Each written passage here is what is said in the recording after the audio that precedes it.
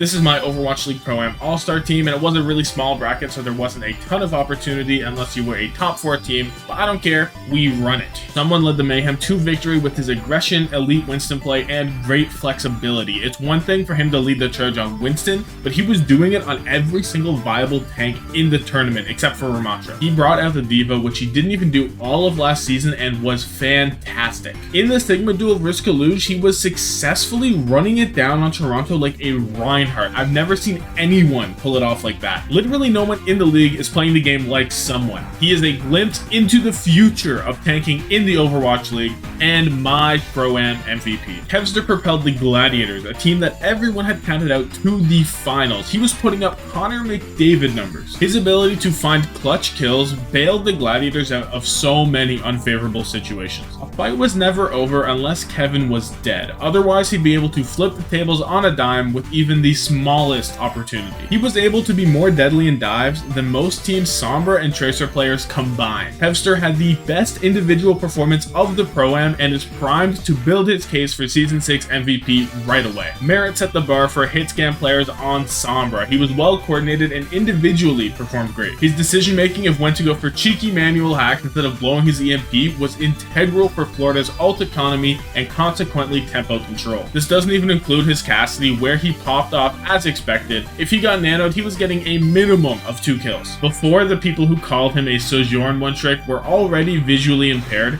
but now even the blind can see that Merit is cracked out of his mind. RuPaul stepped up big time as a starter, and he was phenomenal with his heightened responsibility. His consistency was something else. You could count on him to land a critical sleep dart every fight, or keep his team up on BAP while also dishing out damage. He played intelligently, positioned well, and did exactly what was asked from him and more. Ideal textbook flex support play.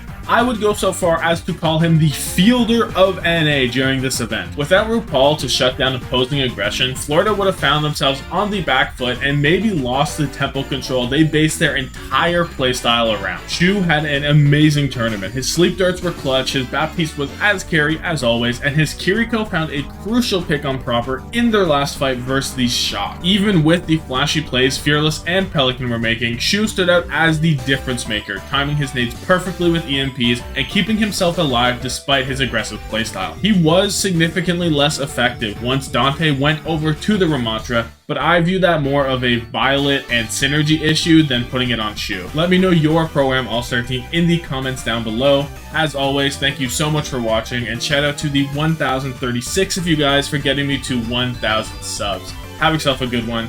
Deuces.